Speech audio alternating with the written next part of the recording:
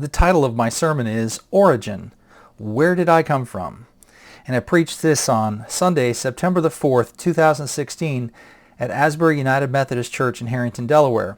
My name is the Reverend Dr. Larry Jameson. Dear ones, I want you to know that every person and every group of people has a worldview. Now, most often, people don't think about it or even know that they have a worldview, but they do. Now here at Asbury, our job is to help people to become strong and wise disciples of Jesus Christ. We want you to embrace the Christian worldview. And we want you to think for yourself and to be able to see how a Christian outlook is very different from other perspectives. And we want you to be comfortable when you read the Bible, when you pray, and especially when you tell other people about what God has done for you. You know, you're going to be so much more successful when you witness for Jesus if you understand the dynamic of different worldviews. Of course, we should ask the question, what is a worldview? Well, it's a mental model of reality. It's the way we think the universe is put together. It's our intellectual framework of ideas and attitudes about the world, ourselves, and life. It's a comprehensive system of beliefs with answers for a wide range of questions. Now, why am I talking so much about worldviews? Here's the point of my sermon. I'm about to preach a series of 4 sermons about 4 big questions. Now, it just happens that each of these 4 big questions are key to making clear what your worldview is and what the worldviews are of other people when we talk to them about Jesus. Now, I didn't make this up. I got these 4 big questions from the Christian philosopher Ravi Zacharias, and I encourage you to look him up. He's a wonderful man. So today, let's talk about the question of origin. Where did we come from?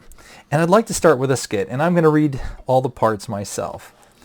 So, the seeker says, "Hey, I wonder where I came from.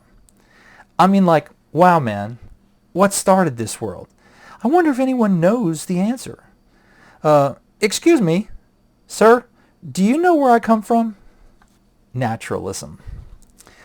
"Big Bang, dude. It's all random, man. You were made of star stuff that just happened by coincidence." And the seeker says, "Huh? Well, that's sort of unsatisfying. If I accept that point of view, then there is no moral absolutes, and my life really doesn't matter." And naturalism replies, "Exactly, dude. Big world, little you, no contest." So the seeker goes on and he says, "Excuse me, do you know where I come from?" And postmodernism says, "Hey man, that's a personal question that you are going to have to sort out for yourself. Different strokes for different folks, man.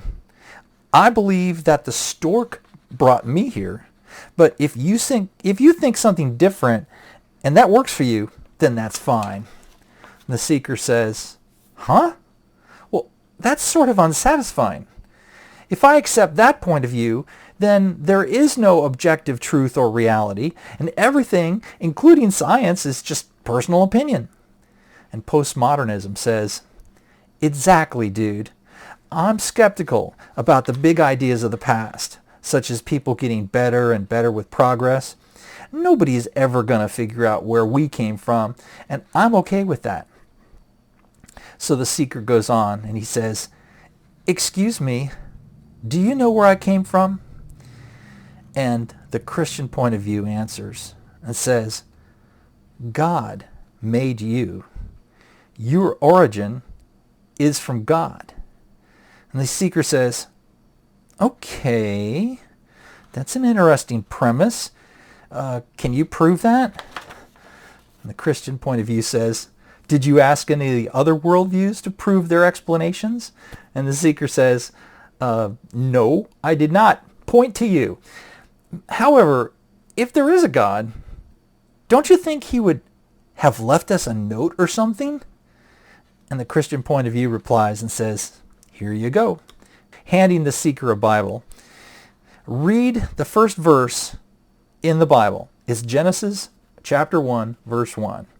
And so the seeker opens the Bible and he begins to read, in the beginning, God created the heavens and the earth. End of skit. So, is the Bible unscientific? Well, dear ones, the Bible's not a science book, and it's not a history book either. It's in a whole different category. In John chapter 1, verses 1 to 5, the Bible says, in the beginning was the Word, and the Word was with God, and the Word was God. He was in the beginning with God, and all things came into being through him. And without him, not one thing came into being. What has come into being in him was life, and the life was the light of all people. The light shines in the darkness, and the darkness did not overcome it. End quote. I love this verse. It talks about how God created everything. You know, as Christians, we believe that that's how it is. God created everything, including you, including me. Now, did he do it with a big bang and evolution? Well, maybe. There's no inherent conflict between Christianity and science. Hollywood won't tell you that, but it's true. You know, many of the greatest scientists in history were Christians, and about half of all the scientists alive today are Christian. And it's okay to be a scientist and a Christian.